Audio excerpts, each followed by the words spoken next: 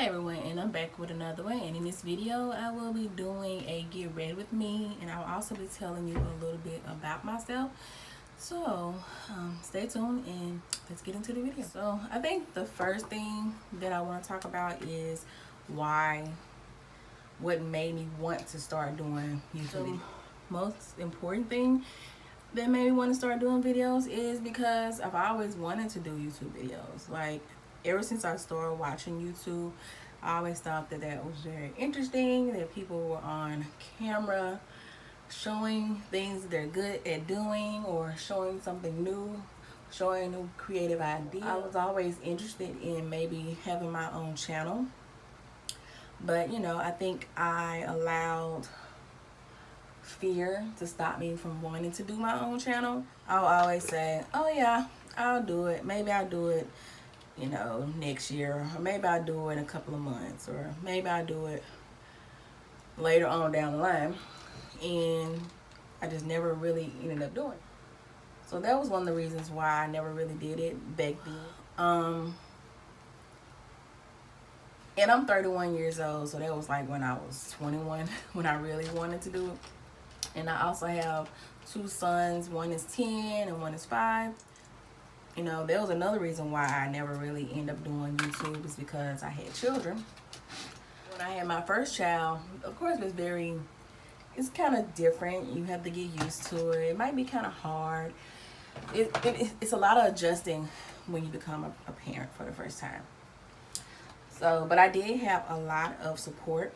So I think that was one of the good things about it.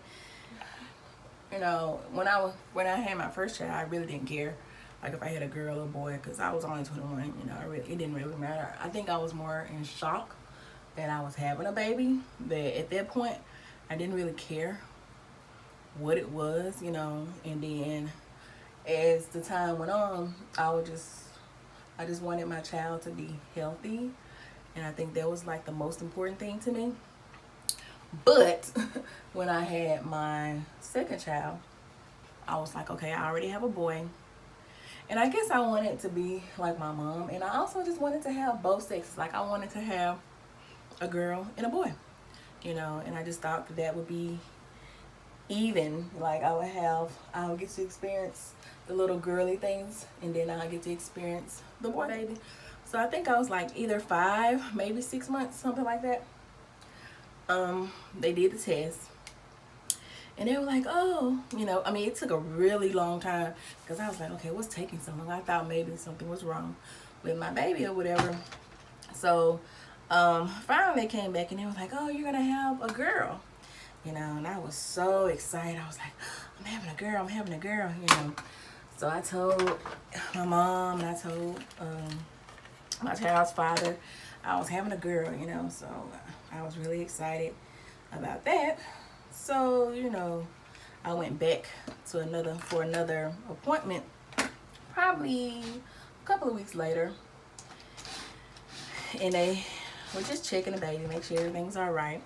And then they were like, oh, what did we tell you were having the first time? They were like, oh, we told you were having a girl. Well, you're having a boy. And I was like, no. I think I was more disappointed because I had already got it in my head that I was having a girl. Because if they would have told me I was having a boy from the beginning, it wouldn't have been that big of a deal. I would have been like, oh, okay, But just the ideal of being able to have a girl, and then I was going to get my equal, I was going to be able to experience both of them. I think that was why I was really disappointed, when they told me that I wasn't going to have a girl anymore, that I was having a boy. So, child, why are you saying so much? Lord have mercy. Y'all think it's easy talking in front of the camera, but it's really not. I had a healthy, I think he was 8 pounds. And the crazy thing about it is, I went back and he was 6 pounds. I went back the next week and he was 8 pounds. I was like, wow, how did he grow that fast in just like a week? That was crazy to me, Then I was afraid because he was 8 pounds. I was like, oh, it's gonna be painful, it's gonna hurt. But after the epidural, I didn't feel anything, and everything was fine. And then another thing happened to my life. When my child was probably, I'll say, maybe 4 months, I had her. Oh, I did skip one thing. In my family, you're either blessed with eczema, or really bad sinuses, or you're gonna have asthma. So I was blessed with eczema, but I had a breakout when I was probably maybe 11, and it wasn't a really major breakout. I only had a little sore on my arm, and that was about it. It wasn't really anything just major. So I hadn't had a breakout since I was 11. But when after I had my second child, I had a really big breakout. Because I've always been kind of sensitive to body washes or soap that has fragrance in it, anything like that. So I always had to be very careful of the type of soap and lotions and perfume and all the type of stuff that I put on. But I hadn't had a breakout in a really long time, and I was in Target. Oh my gosh, that's a whole nother story in itself. But I was in Target, and I was going down the little soap aisle, some new body wash that they had came out with, and I think it was like a Dove or something like that. So I was like, okay, they got a new Dove out, let me try it out. So I bought the soap. I used the soap for a couple of weeks, and I didn't have any problems with the soap. Didn't have any kind of reaction, anything. But probably around the 3rd week, I noticed that my arms and my legs were really itching. And I was like, okay, why is my legs itching so bad? Because I mean, even in my sleep, my legs would just itch. So I was like, okay, something I'm using is making me itch. And I couldn't think of anything that I had tried differently or anything that I had changed, anything like that. I was like, I don't know what could be breaking me out or what could be making me itch. And then one day I was in the bathroom. I don't know what I was doing, but I was like, it might be this new soap that I just bought a couple of weeks ago. So I told myself, well, I can always find out if it's the soap or not. So I stopped using the soap for like a week. And at first I was fine. Everything was fine. Didn't really have a reaction or anything like that. But I did notice that my legs stopped itching. So I was like, oh, well, maybe it was that soap that was making me itch. I stopped using the soap, and I thought everything was going to be fine. I thought the itch was going to go away, and it wasn't going to be that big of a deal. All that. Maybe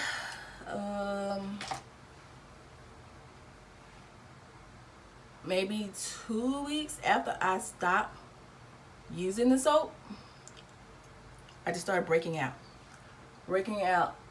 everywhere. I'll say it like this: wherever I put the soap, that's where I broke it out. I had a breakout from my head to my toe, and it itched so bad. It was horrible. I couldn't sleep because I could still feel it in my sleep. I could still feel the itching on my leg. So I finally, said that I was gonna go to the doctor because I hate going to doctors. I hate it. I hate going. If I can avoid not going, then I will.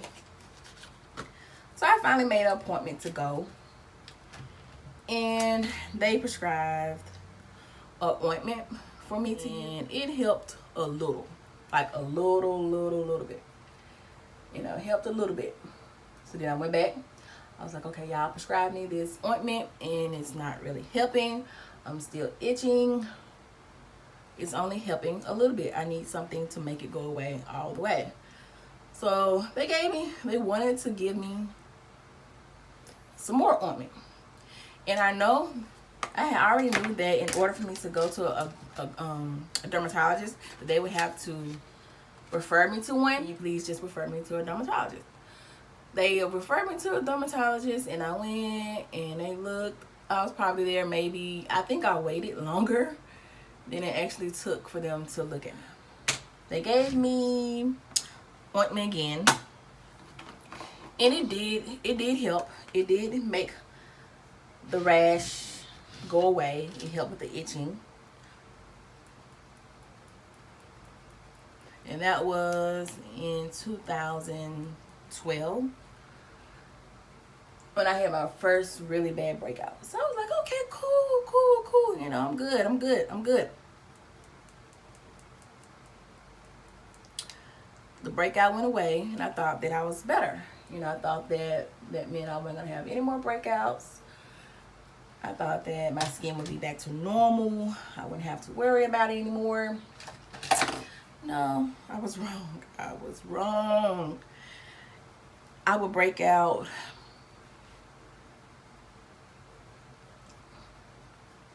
I would have a breakout probably every 2 months. And then I have another breakout, then it would clear up. So, you know, it was very hard. It was very hard at first because I would have these breakouts and I would have these sores, and I just felt like I was the ugliest person on the planet, and I felt like people would just stare at me if I went outside, and I didn't feel pretty. You know, I didn't want to go outside. I didn't want anyone to see me with all these breakouts, because I would know they would be like, oh, what's wrong with her? You know, she looks weird or whatever. So for the longest, I really didn't go outside. It got worse. Like, my eczema, it spread it to my hair. So it would be really hard for me to wash my hair, because if I would put shampoo on my scalp felt like it was on fire. So I stopped washing my hair. I would wash my hair probably once a month.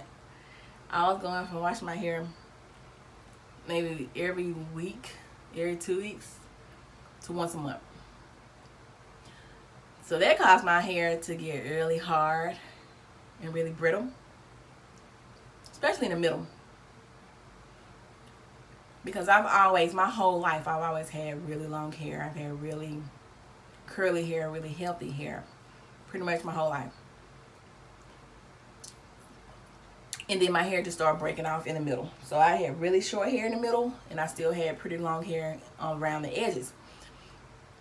And I told my mom that I would probably have to I would just have to cut my hair off and start over. So the first time I cut my hair, I cut it into a bob. I said, you know, you cut it, it'll get better, it'll grow back. I cut it into a bob, had it for a year. Then my hair, it just continued to come out.